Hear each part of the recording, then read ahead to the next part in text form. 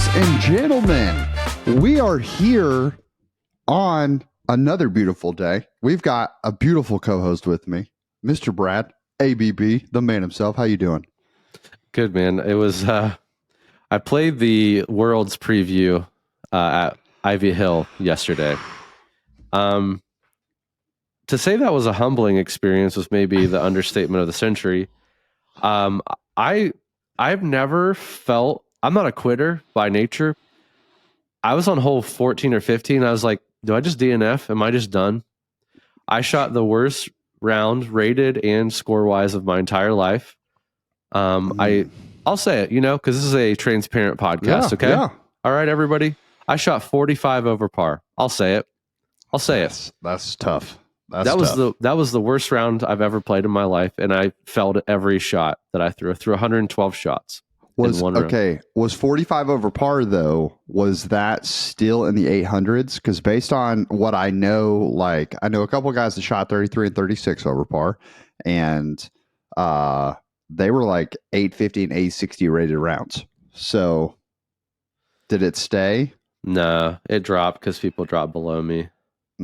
So that it was under 800, and I'm better than that. But hey, it happens. It happens. I will say, I told Brody this morning. I don't think, and this is just me talking, so maybe people do, but me talking, I don't think I give pros enough credit for like the planning they do for a round like that. Because I mean, going out and playing it blind and not really playing courses that long and with that much OB and tight OB, you really have to know your disc and really know your shots for every single shot you throw. It's planned out. And I know that it sounds silly to most, but even like the smaller tournaments here and the courses that we play, like I can go out and just shoot well on those, but that was a whole nother level. And Brody was being funny at USDGC and like giving this guy just being fun, give him a hard time for not being able to throw over 400 feet. But you really, as a pro, you've got to be able to throw over 400 like every time with mids, with fairway, with everything. And not only do you have to throw far, but you have to throw far accurately every time and have the stamina to do so. So they're real athletes out there, and they're intelligent athletes, I will even venture to say, on how they have to carve up everything. So humbling experience. OB is hard. That much OB is hard. I cannot imagine. Having played, if like the conversations that were happening amongst foundation techs for everyone, once again, bringing the transparency, is that we have a guy who works on staff who Clayton is like 998 rated, something like that. He shot a +7 out there on the course. And that's third place, by the way. Yeah. Shot a 7 MPO. over.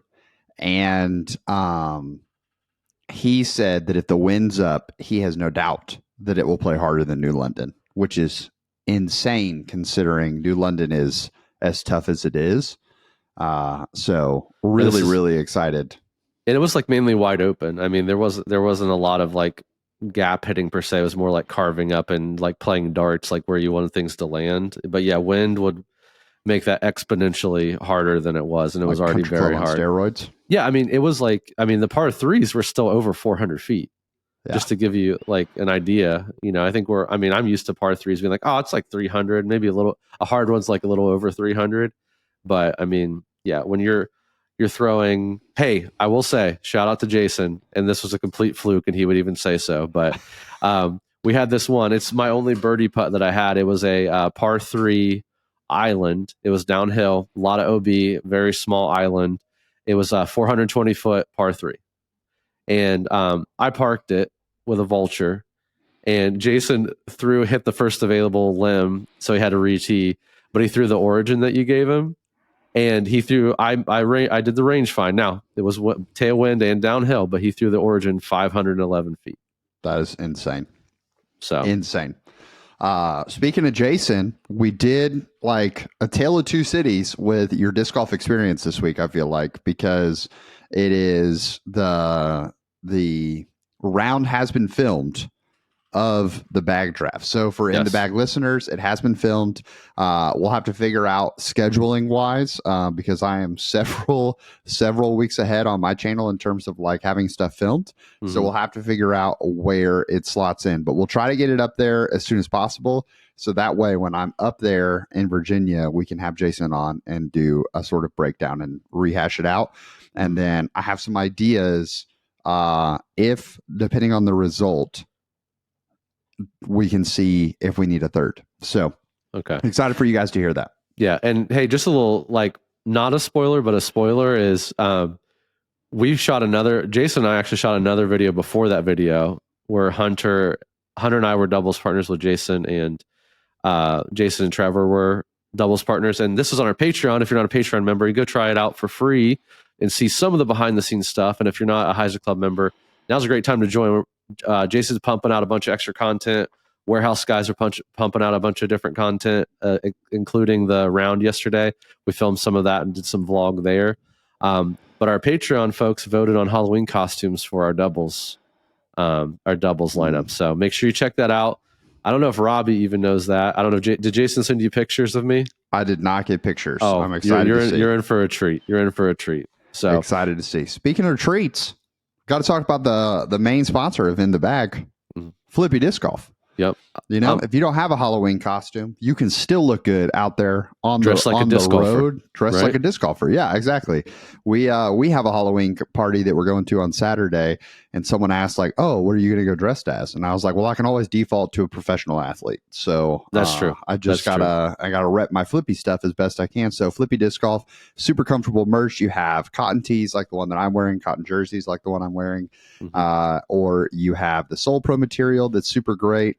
You have a t-shirt of the month club coming down. So many designs coming out there. I'm excited. Even on Saturday, I'm playing in a tournament over in Georgia, the Swanky Time Open.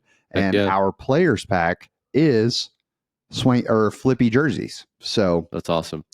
Super, super excited for that. And, thank you. And by the way, when you're listening to this, you're going to see, you probably saw the social post if you follow Foundation on Instagram, but we're starting to drop the Bogey Bro Tour collab series with Flippy, and you can see the Bogey Bros Fountain Hill shirt is available now. So make sure you check that out. Link in the description. Get yourself some savings if you use code Foundation at checkout. Thank you, Flippy, as always, for sponsoring the podcast. We couldn't do what we do without you. Thank you very much. Absolutely. And guys, we have a super special guest, someone who's near and dear to my heart, and is one of the most unique players that we've had on the podcast so far. So I love watching this man play because everyone just gets super frustrated when they play against him because they're like, he did this and he shot so well. What does that think? You'll have to find out. Let's bring Rick in. Welcome to the podcast, a dear friend. I would say the person who welcomed me into a disc golf family faster than anyone else out there, Mr. Rick Peavy. Rick, how are you doing today, sir? I am absolutely amazing. Amazing. Good to see your face. Good to see your face. Hey, I will say, as much as I enjoy seeing your face, you got a good face. As much as I enjoy seeing your face, we all know the better half of the PV golfers.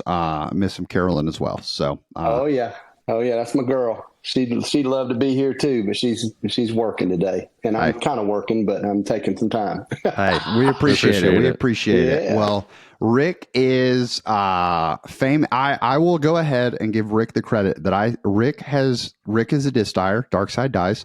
We'll talk about that in a second. And so Rick is my original die sponsor that I ever had as well. And I was thinking about this when I was going to intro you. I think you have dyed the most famous polecat on the internet. Yes, it's watermelon. True. And I don't think that's because I literally was trying to think of like all the different players out there and everything. And it's like, no, you have the most videoed polecat on the internet. And that was a huge honor for me. I love it. Awesome.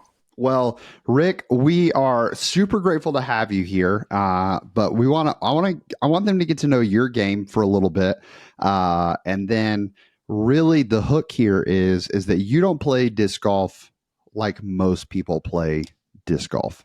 So And when I say that, people are like maybe a little intrigued. I don't know what the title of this video is going to be, but I imagine that will give some inclination towards it, but we'll see. Brad's probably already got his head like churning for title ideas. So, Rick, first question that we always ask our guests is, how long have you been playing disc golf? Well, we started naturally by like the 90% of the other newer players during COVID. My son, a couple buddies of his took him out to play, and he immediately came home and said, "Dad, I think there's a game that you might like." Now, funny, Carolyn and I have been athletic and were runners for a long time in our life, and Carolyn still runs. I don't as much, but we would go out to our local park and run around that park, the Veterans here in Alabaster, Alabama, and kind of make fun of the people that were carrying bags with plastic Frisbees in there, throwing at metal baskets. We'd like, oh, look at them, and I'm like, and so I asked my son, well, what's the game? He said, it's disc golf. And I just you kidding me, right? And so, he took me out the first time, and ultra competitive within, yourself. And also you get some competition, for people who need that as are in our age. You can find it in a good setting, in a good culture. And I fell in love with it. It was something that I had to work at really hard. It was something that I had to study to understand discs. And because I'll tell you a funny story. When we first started, I got Carolyn, we took her, and she was like, well, you know what? This is pretty doggone, this is fun. Well, I said, okay, your favorite color is purple. I'm going to go buy a purple disc. I'm going to make you a purple bag. I didn't know anything about numbers or speed or thickness of the rims. And so one of the first discs I ever got was a Purple King. Oh, it's like, what the heck? She couldn't even throw it 50 feet, and I'm like, oh my God, we've got work to do, man. And so, after I started learning and asking questions and watching you, Robbie, you helped us a lot. And still help us a lot, and to learn about how we could be better so we could feel successful. And so that's kind of, I guess it's going on, 3 years, I guess? Yeah, we're getting close. Yeah, that's awesome. So long answer to a quick question. No, it's a beautiful answer. And I always wonder, feel free to let us know in the comments, y'all, what was the first disc that you ever threw? Because I think for a lot of people, it is drivers get grabbed and taken out there. It was crazy. I think the first disc I ever threw was a Frostline Claymore, and I still have it because Cole was given that by a buddy of his, and that's what he gave me to throw the first time I ever went, and I've got it still, and I won't never get rid of it. I throw it sometimes, just for nostalgic, but that was mine. Yeah. I love it. Okay, so when we talk distance and we put you out in an open field and we're like, all right, you're going to throw a backhand and a forehand. How far do you feel like you can reach on a backhand and a forehand? All right, so backhand, it depends on which part of my disc golf life we're talking about, because, you go in stages where you work on different or I do work on different forms more, and backhand was always, I was like, man, I want to throw a backhand. So I guess right now, backhand, I can get about 320 on a good throw. I'm not very good at it. Forehand, I have been really good, but I'm probably about 280 to 290. But that's not what I throw most of the time.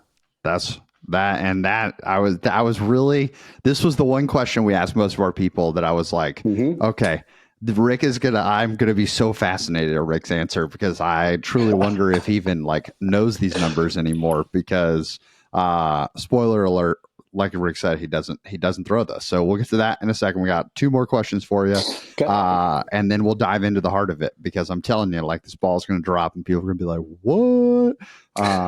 It's fantastic. So we line you up on the putting green, and we're like, "All right, Rick, you got to make 10 putts from 15 feet, 10 putts from 25 feet, and 10 putts from 40 feet." How many are you making at each station? Well, that all depends on your mental state during that day and time. Honest, because I missed one Saturday at league about 5 feet out, and just not thinking, and it drove me nuts. There have been times recently that I'd tell you that I'd hit 10 out of 10 from 15, and 9 out of 10 from 25, and 2 or 3 out of 40. But honest, I would say, if I had to bet on me, I would say 8 out of 10 from 15, or better. Probably 5 or 6 from 25, I would think. Yeah. And then, 1 or 2 from 40 once I got them lined up, I guess. Yeah. Yeah.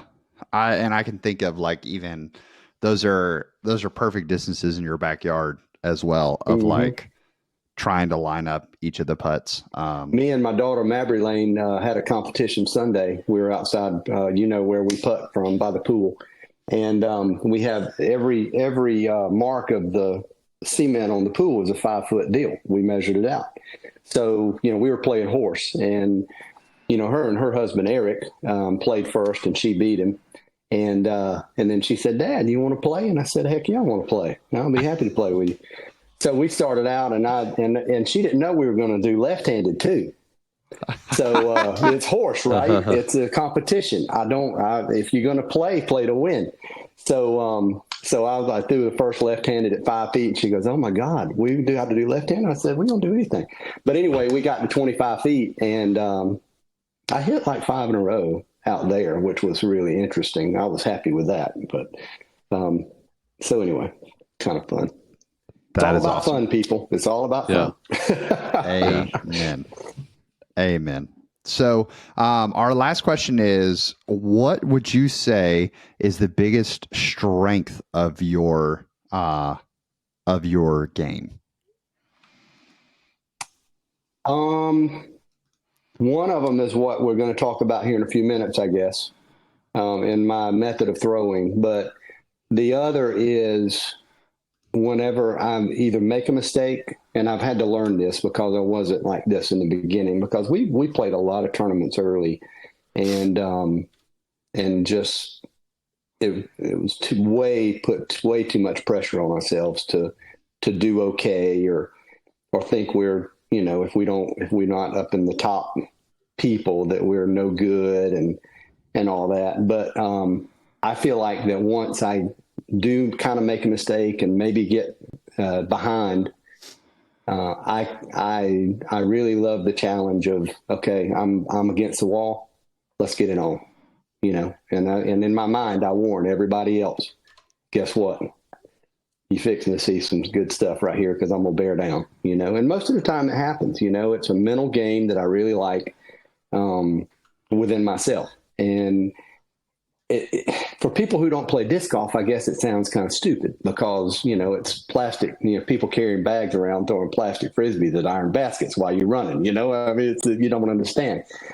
But it is one of the hardest things I've ever tried to do, because your muscle, your body, your muscle, fatigue, your mental aspect is different every throw. And you can't count on it. It's not a machine. Your body's not a machine. Your mind, if somebody has a bad hole and, you're playing with, and they get upset, that affects you, so you have to work on your mental aspect. I like that part of the game. I like where I'm at in that game. I almost sometimes enjoy coming from behind, because it's a challenge and it's fun. So yeah, I would say, 1, my throwing method, and 2, my mental within myself game of being able to really bear down when I need to.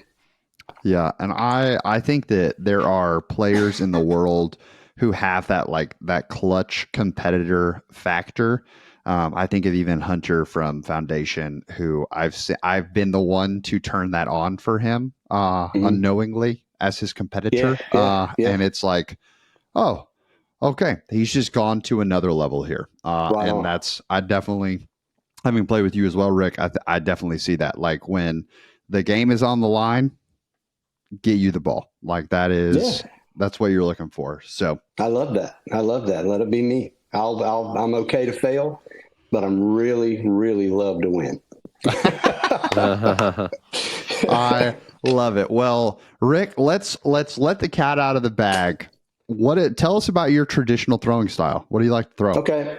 Well, my main throwing style is a thumber. I had to develop this, one, because I realized I would never get to, 350 or so, 400 feet on a backhand. I just don't have the mechanics.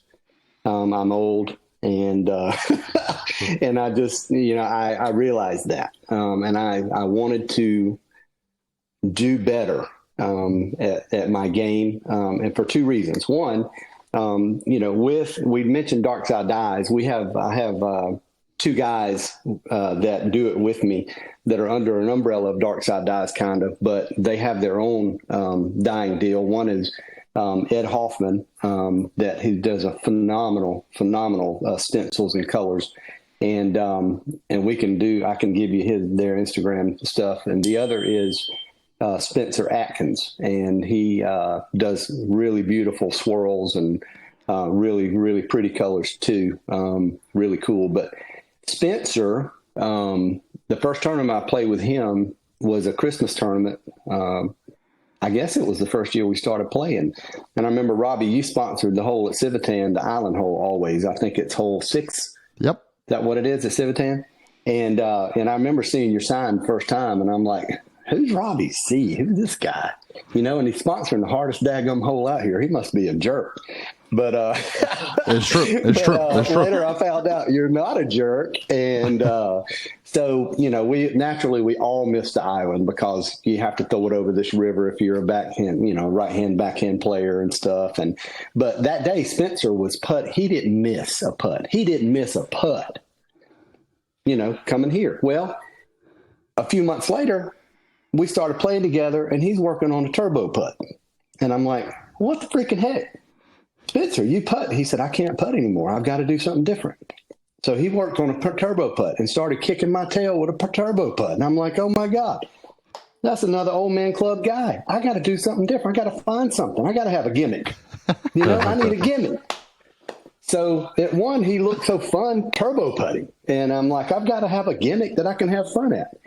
So I come from a baseball background. My cousin is the AAA manager for the Chicago Cubs, and actually the winningest manager in the Cubs history of any division. So that's pretty interesting, Marty Peavy in Peoria. But we always played baseball growing up, and I threw a baseball, can throw a baseball, never had any arm trouble. And the other reason I thought of a thumber was there's a course here in Gardendale, and on the back side of that course is really tunneled woods. And so I never, Robbie, you've played that many, tons of times. And if you release it just a tick early or a tick late, you're in jail and you are double bogey. It's so easy to double or triple bogey those short holes, right? So I said, I got to do something different. I got to work on something to get it about 150 feet that I can be dead on with and be confident. So at my work, we have this long pathway, and I'm like, you know what? I'm gonna try to throw an overhand. I've seen a couple on YouTube videos or whatever. So I started studying the YouTube videos there, and got me a old crappy disc. And the disc I throw, my disc of choice is a Triple X. It's an older model out of Latitude 64. It's only a 7-speed, 3 glide, 0.4. I got a old Opto messed up Triple X and then a Criminal that I used to throw forehand. And I knew that for thumbers, you had to have super overstable discs. So I just started throwing it 100 feet. and looked at different angles, different spin rates, and I got to where I could throw it with it's going to curve, but it's a very minimal, almost like, I'm a big Star Wars fan, hence Dark Side Dies, Bearded Vader. And if you want a shirt, we can get that hooked up, or a hat. But anyway, anybody wants a Bearded Vader shirt, man, hook me up. Let me know. But I looked at it like the going and killing the Death Star in in the first Star Wars. There's a tunnel there, and I need to keep it between those lines to get through that course in Gardendale. So I started really practicing on how is it going to, when I throw a thumber, it's going to go left first, but how soon is it going to pan out? And what kind of spin rate do I need to do on a backspin to make it stop immediately? And I got to where I could kind of do it. And then so I started going to 200 feet. I'm saying, well, if I can make it pan out and flare into the gate, hard right.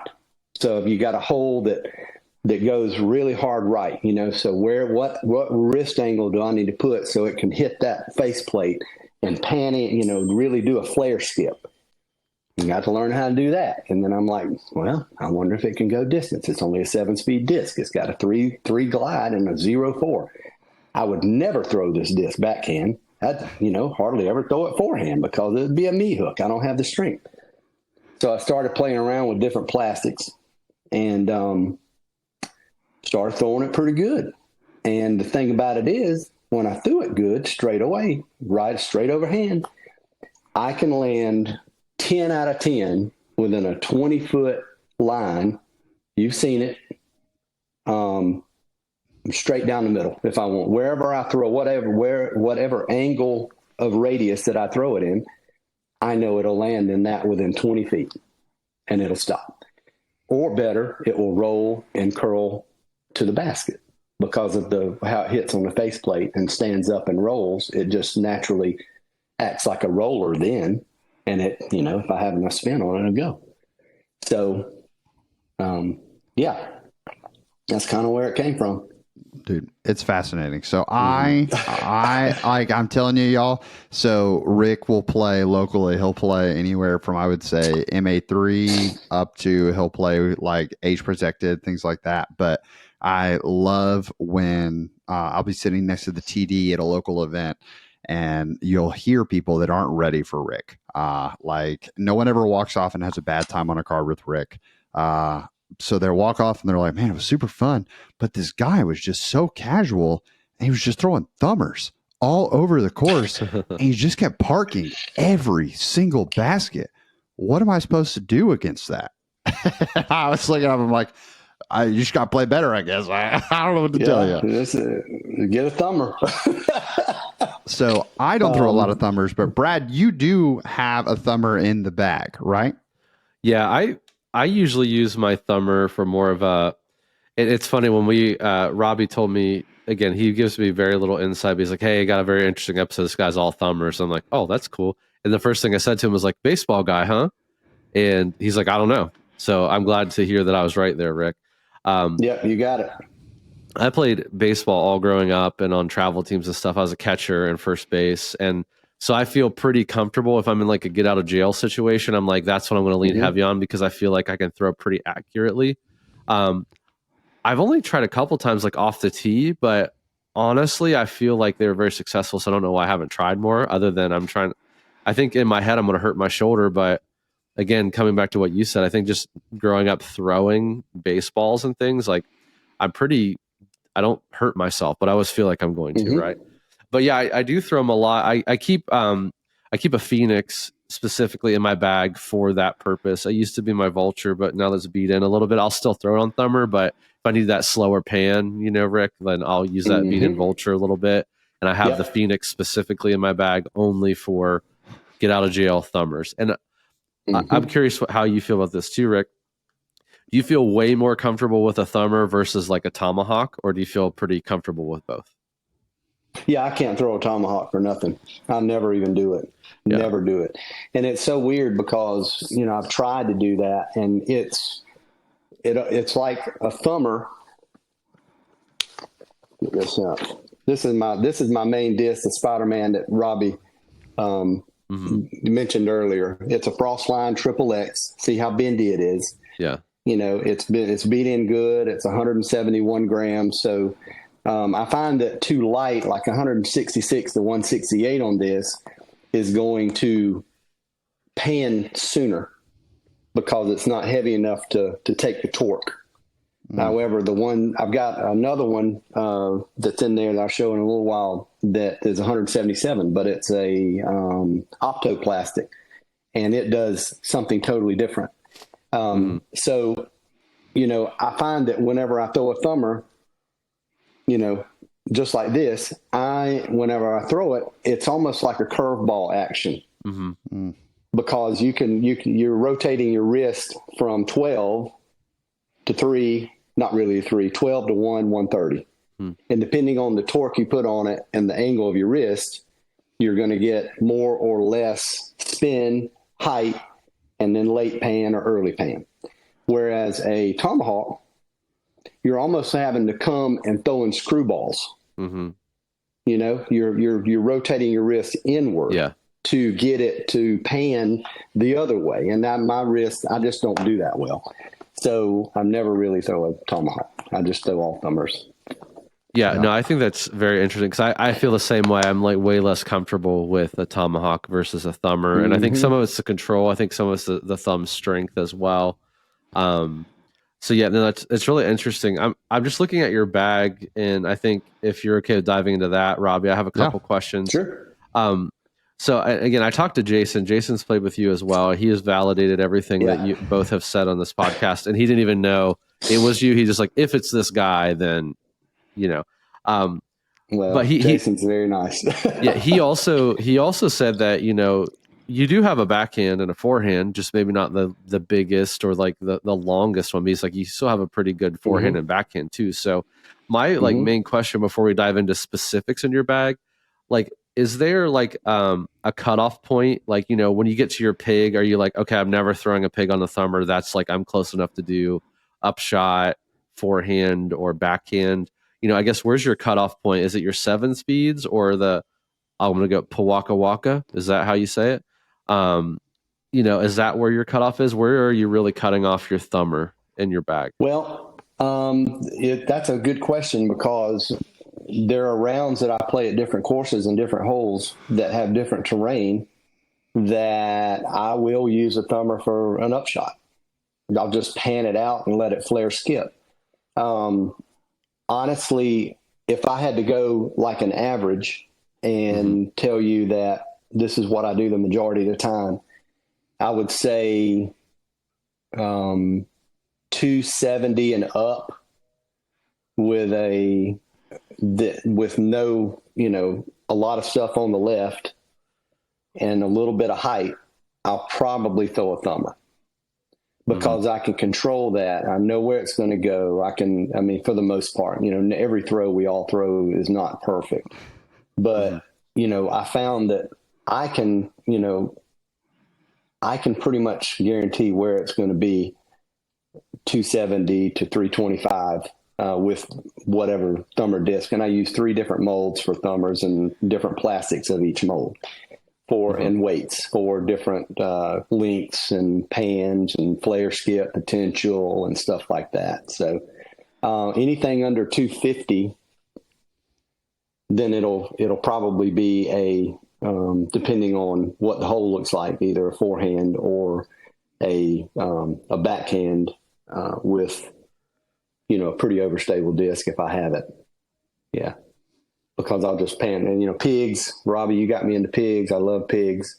I've gotten to where I can throw a pig about 240. Either Hyzer or my pink straight pig. I can just, if I throw a little ante on it, it is beat in enough to go that far. But then I use other discs too. And then there are holes that I can't throw a thumber on. If there's a bunch of trees and stuff on the left, because the thumber's going to pan left hard first and then come out right. So, there are things that I do have.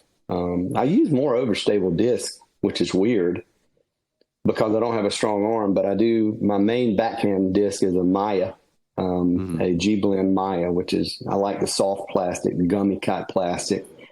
And sometimes I throw that really good, if I'm concentrating on my release and, not, coming out here with it and, coming in up top. And Carolyn's helped me actually a lot by telling me what she sees in my backhand. And when I listen to her, it works. When I think about it, it works. It's weird. So, yeah, about 260 is my cutoff, 260 more. And if I have the angle, I'll throw a thumber every time. Yeah. It's interesting. I mean, it's just the line difference, right? Like you're choosing to go up and over most of the time versus people trying to just chop through or pure something through. If you can, yes, up and over is good. But there's also a great, if you throw that thing with enough torque, it'll get down there and then it'll die because you've got a lot of backspin. When it hits, it just stops, puts the brakes on. So I've thrown it a lot. I committed to it because one, I just wanted to be different. I didn't see a lot of people throwing them. I liked the way it looked. It's really cool looking in the air. It's fun to do. And this is what this is all about is just, you don't want to be ticked all the time because you're throwing bad shots. You want to have fun. Right. And it's so fun to see that thing. When you throw one good, oh my God, man, it's awesome. It's just like everybody. I was playing with a group at League at George Ward here in Birmingham a month or two ago. And one of the fiancés of one of the guys that I played with before was with him for the first time. And hole one, Robbie at George Ward was in position by the rock. Okay. So I'm like, I've never really, when in short position, I would throw a thumber and it would be okay. I've never gone for the long hole. And I was like, you know what? Why not? So I threw it and it weaved in between the trees and then settled about 5 feet from the basket. And she just started laughing and just started going crazy. And I was like, she's like, what was that? I'm like, that's just kind of what I do. And I get lucky sometime, So that's fun. That's fun. So it's just having fun. And it's you talked about the ultra competitive side. It also honestly, an advantage against your card mates because they're going to sit there and watch this dude. How many times I know I've seen it before. Someone will step up and it's like a really hard hole. You mentioned Gardendale, there's a really tight fairway or something like that. And so everyone steps up and first person off the box throws a backhand, hits first available. And they're like, oh, that's no good. And the second person steps up, they hit a tree. That's no good. Mm-hmm. And then you just roll up and throw a thumber on it. And people are like, and it's a no step. I think that guy's cheating. It's no step. Yeah. Ed tells me it's cheat code. He'll tell me it's cheat code.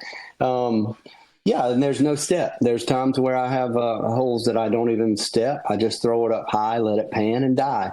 There are times, there are times when I get off the tee, there are tee boxes where I don't even run up. I just step and throw and snap it just like don't even need a crow hop, so to speak, and it's just a throw from middle center field to, middle of the diamond, basically is how I approach it like baseball. If I need to throw it from the fence to the catcher, you're going to have to really snap it. If it's just a, 300-foot throw, just step and throw and spin your wrist, just throw. It's simple. So one question I have in your bag lineup, because I've got two focus points, because one of these discs you mentioned with Spider-Man that I bet most people who listen to this podcast have never heard of that mold before, including me. So before we dive into that, because I think it's a large focus point, you've got 4 of them in your bag. So at least I didn't name all of them because it would have filled up all the box too much. So you've got a lot of them. So that's definitely we're going to focus there. But you have the Waka Waka. Mm-hmm. First off, I know you. Is it in your name just because it's a really fun name for a bag or for a disc, or do you throw it on thumbers as well? No. This is the total turnover disc for me. And I like the color, and I like what I did with doing Pink Floyd The Wall on the pink disc. I think it's kind of cool. But I love it. and that's the thing about dyed discs. Let me just say this real quick. If people watching don't have dyed discs, it's something about a cool disc that reminds you of something. It's all about fun. If I can reiterate one thing in this whole thing, you got to have fun. We're not getting any younger. And we put so much pressure on ourselves every day of our life to do something for somebody else. So guess what? Do something for you. If you like something, find somebody and let them make a personalized disc for you. It reminds you of something. This reminds me of like listening to music with Cole, my son, appreciating good, great music. And David Gilmour, I think best guitarist of all time. So, I made this disc and I get it out and I'm like, it just calms me, and sometimes I can throw it good. Sometimes I don't throw it good, but I love the way it looks. But anyway, this is a backhand turnover. If I need to go, I can get it about 280, I guess, on a sweeping turnover. But if I just need something that I know can trust, it's got high glide, that's kind of why I use this. I don't use it a lot, but there are a few holes that I can throw it on if I need to, if I'm having a bad day on something else. Yeah. Okay, cool. That's when y'all mentioned the like thumber versus tomahawk. Coming from Ultimate, like lids are very understable naturally. So if I had an overhand shot in my repertoire, it would be like Tommy's. So super natural there, but that makes sense. Like the Powaka Waka would be perfect for a Tommy. I can imagine. Correct. If you threw it on the thumber, that's because you have to. It's like a tomahawk. From what I understand, is more understable stuff versus a thumber's more stable stuff. Yeah. So, and I've tried it, and the tomahawk's just terrible for me. I wish I could throw it so bad. We'll have to do a round, Rick, where we'll film it, and it'll be Tommy's versus thumbers, and it's just like that's it. Let's go. So the Triple X, a mold, like I said, that most people have not heard of, and they probably haven't heard of them because it sounds like you have all of them. So that is super fascinating to me. Why the Triple X? Where'd you find it? And are you at a point where, like, if you walk into a store and you see one of the used bin, you don't even ask, you just grab it? Well, I have people that when Dynamic Disc Iron City, Ben Swam, he calls me when he gets one in and said, "You want me to hold it for you?" And I'm like, I'm on standing hold for every Triple X that comes in. I'm sorry. So it's they made an ice run. I guess it was 6 months or a year ago, and you can't find really any frost lines anymore. Find some optos, but why the Triple X?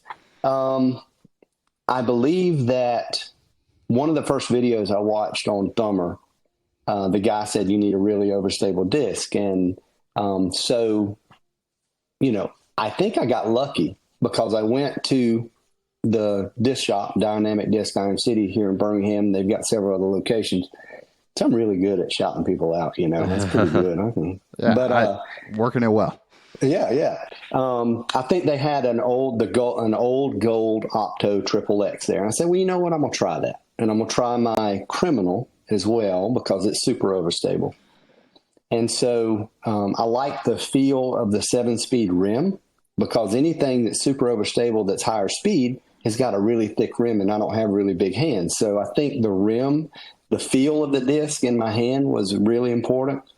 It just fit me really well. And so I started trying it. It was the first one, and I had success.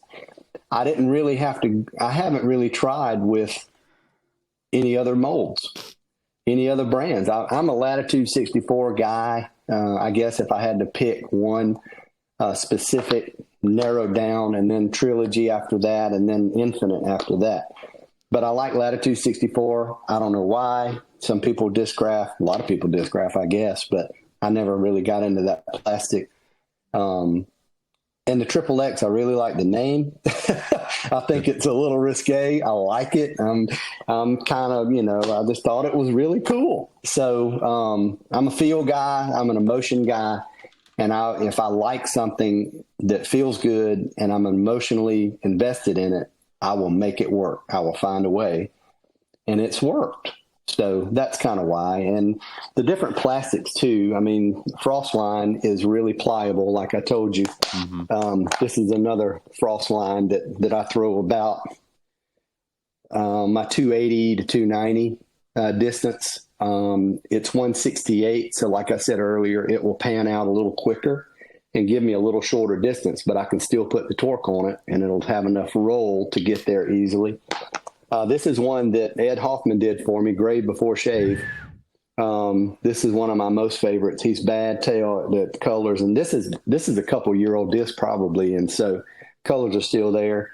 But this is 177 grams optoplastic, a little bit more stiff, and I can torque this thing as hard as I can go, and it'll go really well.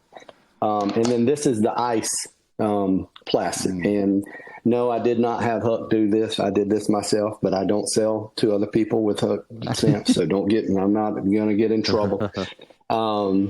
But this one seems to be a shorter. Can't get this one to go as long. I don't know if it's 169 grams, but I don't know if it's the density of the plastic that causes that not to want to go as far.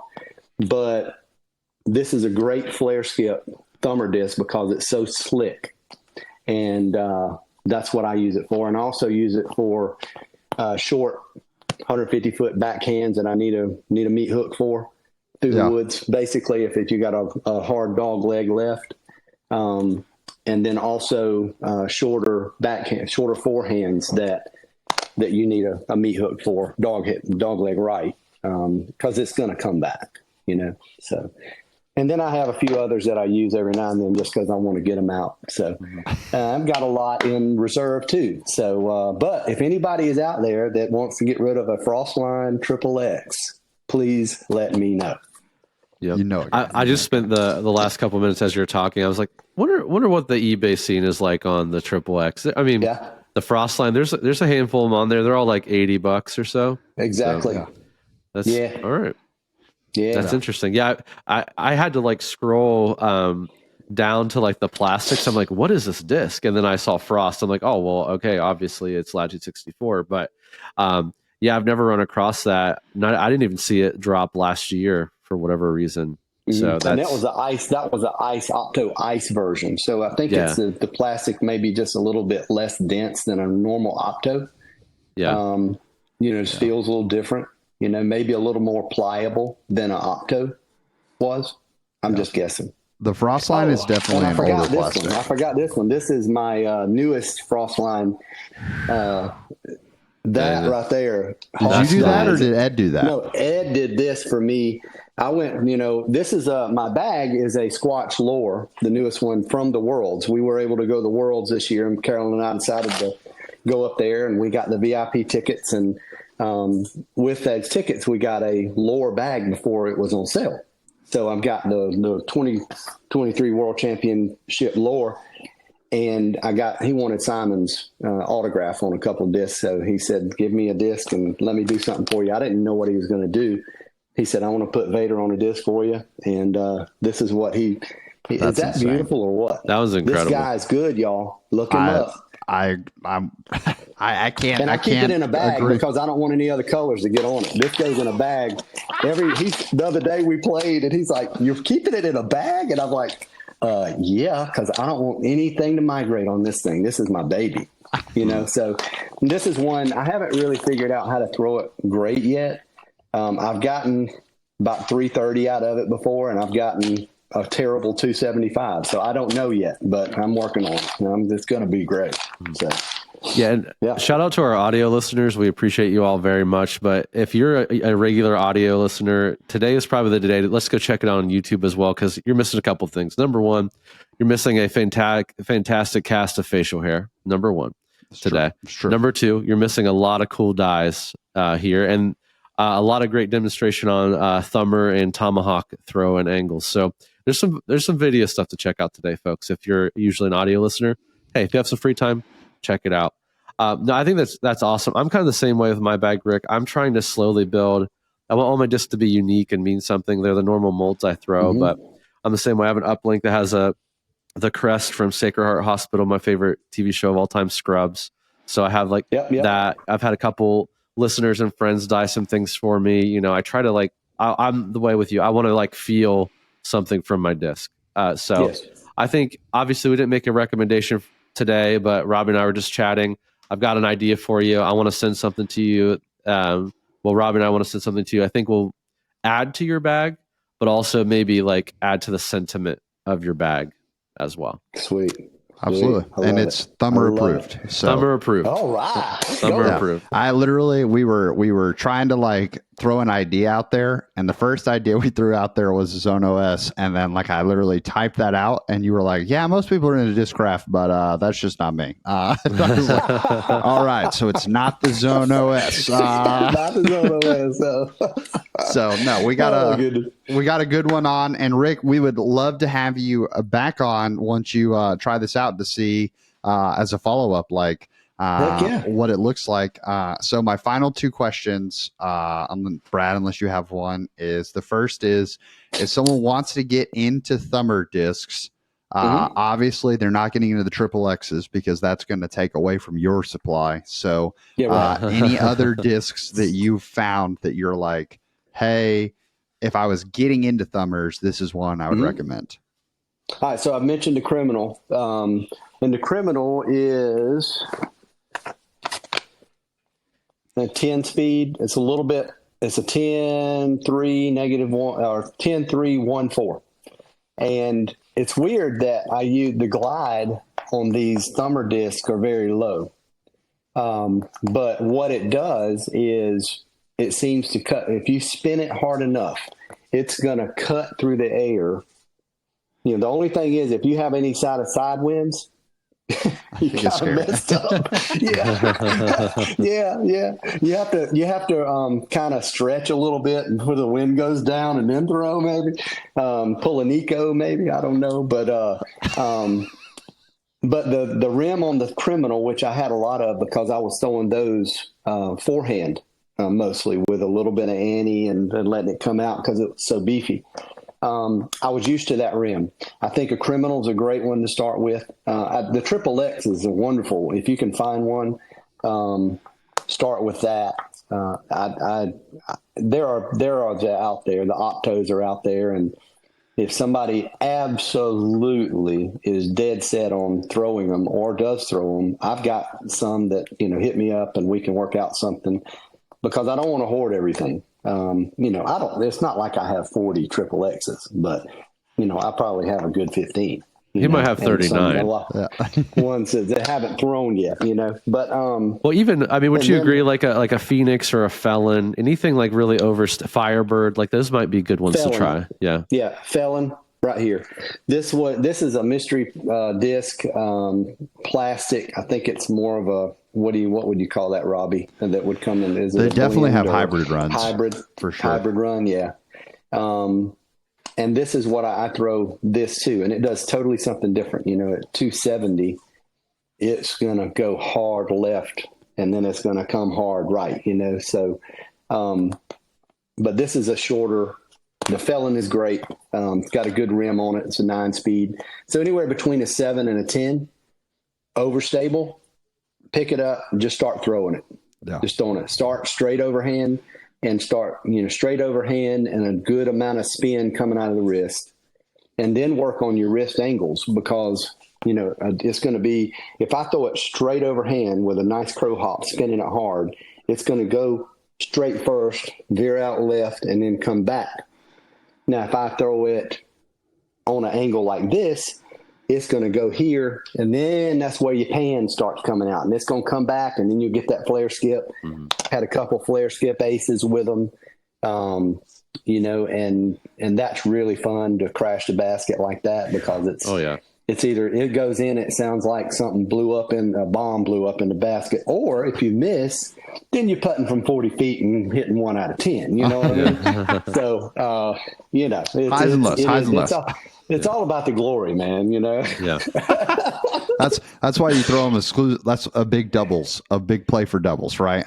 My partner parked it, and then now I'm just going for the boom. Lord, hey, we split the A spot in doubles, baby. I love it. So our final question is, Rick, where can people find you? Because you are one of our brightest personalities we've had on so far, and we really appreciate it. Thank you. And I know people are going to want to connect, especially after seeing all these dies. Well, I have Instagram, Dark Side Dies. So it's that's the easiest. And I'll tell you, I'm older, so sometimes I don't see the messages because I don't expect people to really message me a whole lot. So if it takes a minute, or Facebook, Dark Side Dies on Facebook, email darksidedies@gmail.com. Do that. And then also my other guys, Hoffs_dies. I don't know if you can look that up. But Robbie, those guys, if you could, help out some people if they reach out to you. And then Spencer's really cool. His is dying to fly, _disc_dies.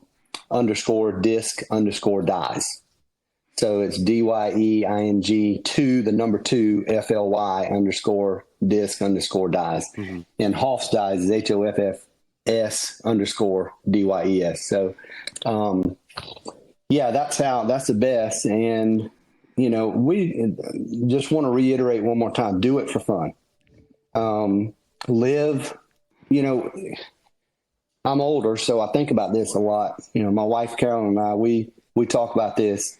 How many years do we have really to live, to go? Not to be alive, but to live.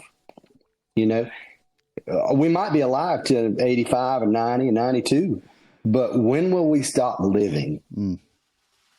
Is that going to be, for me, is that going to be in 10 years or 15 years or 20 years? I hope it's 20 to 30 years. I hope I'm truly living for a long time. And so we've got to realize, don't get all keyed up on stupid stuff. Let's have fun. Amen. Learn how to dye your own disc if you like it. That's how I did it. I was wanting to buy Carolyn the Underworld that was the baddest looking. I think it's the most beautiful disc I've ever seen still. It was a Underworld glimmer fire coming up. Oh my God, it was beautiful. I didn't know how to bid on it. I didn't know. I was early. It was new. So I bid. I was ticked that I didn't win it. And I'm like, you know what, by God, I'm going to learn how to do it myself. I'm going to make my own daggone dice. You put me in a corner? Yeah, let's go. Bet against me. How'd that go? You know what I mean? That's my mentality, right? I'd love for people to bet against me. So, so I started dyeing my own stuff, and then it caught on, and it's been fun. And but it's been fun, Robbie, getting to know you and grow to love you, and you've helped us a lot, and thank you for everything you've done for us and what you mean to us, because it's been awesome, and we'll continue. Hey. I meant it when I said it. The first people to welcome me into a disc golf family were the PVs and the Dark Side family. So I eternally grateful, sir. And we appreciate you coming on, and we look forward to having you on a future episode. I'd love to be here anytime you want to. Nice meeting you, brother. Of course. Keep those thumbers rocking, man. Yeah. And if you need anything, reach out. And it's just good people. Fantastic. Brad, I gotta go, and I gotta read my text, because when I set this up, let's see. Got our guest for tomorrow. Gonna be a funny one because our guest is incredible. Delivered. Expectations exceeded. Come on. Great dude. Good way to look at life as well as disc golf. Creative guy. Just fun guy to talk to. I could talk to him for like 3 hours probably. I completely agree. Hey, maybe we should have done that. Maybe we'll win the Grippy next year. Oh, bro. 0 for 3. The personal vendetta of throwing flex line in there just to slap it back in my face. Yeah, we have other podcasts on the network we threw in my board. Like, you know what? I'm thankful because they shout out bars of the board. Shout out bars of the board, but that one stunk. That one, it hurt way more this year than it did last year. But yeah, well, hey, there's always next year. We'll just like string out our format. We'll do like a 4 or 5 hour a week podcast. Yeah, and shoot for longest. The other option is we just do something so outrageous that we push for Firefest of the year. Ooh, yeah, I like that. I think for the episode 100 to 200, we put them live. It's just you and I sitting there, do not talk for 30 minutes. For 100 episodes. Firefest of the year, when In the Bag tried to solo tank the Foundation Podcast Network. Yeah. Because I don't see why that would be bad. I'm going to rename our podcast to the Tesla Live Podcast, actually. That's what we're going to do. Hey, speaking of tanks, there's some fish tanks in the warehouse. But that's not the only thing new in the warehouse. Ooh. Look at that. That was phenomenal. It was a stretch, but I loved it. I know. I had to go for it. Okay, so this week, guess what? If you're listening to this right now, you probably already missed out. I'm sorry. Maybe there's a few left. Discraft, Zone, GT, battle packs. Or Zone. I think they're just called Zone battle packs. But hey, this podcast is probably Team Ringer, I imagine. Team Ringer, baby. You know, we're split 50-50. The Zone GT though, or the Zone, like the Banger Zone, is fun. And I think that's the argument. There's no other disc like it. That's the argument of Hunter and Trevor. So I will give that to them. Now, for feel and useful stick, the GT is the way to go. I think personally, that's the one I like. Ringer, yeah. Or the Ringer. I'm sorry, I keep saying GT. Yeah, the Ringer top. But hey, it's up for you to decide. Those are releasing. We have quite a few of them, so hopefully you caught one. If not, there's some other great stuff. We got a bunch of Foundation custom stamp stuff. We have Zone OSs, we have Zones, we have Raptors, Passions, Heats. Or not Passions, I'm sorry, but we do have Heats and Nukes, so make sure you check those out. We have a bunch of Trilogy that went up. We still have quite a few cool, like Huck Lab Bears, or like, for instance, we have that. We have Opto Air Sapphires.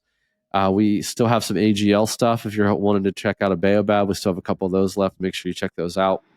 Oh, we have new stock going up all the time. We have new accessories going up all the time. We're opening up more subscription boxes. So if this is a month, this is one of those months, and I'll spoil it a little bit. You're not getting 3 discs. That's what you're guaranteed. You're getting 4 discs this month. So make sure, like, now's the time to sign up.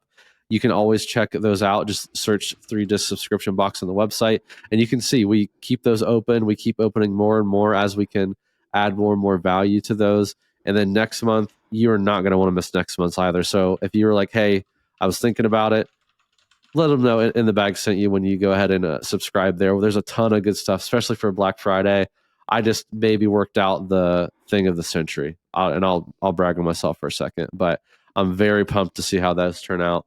So make sure you check those out. Check out accessories. We have a bunch of custom grips, sacks, or sort of sports sacks in stock.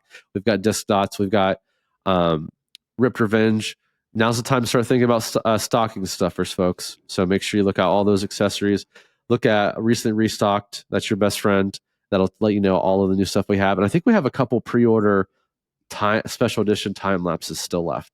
So make sure you check out those as well. FoundationDisc.com. Thanks to FoundationDisc.com, because none of us could do the podcast. None of us could check out new discs. None of us could make sure they're good, and none of us could put them in our bag if not. Man, see you guys, episode 76.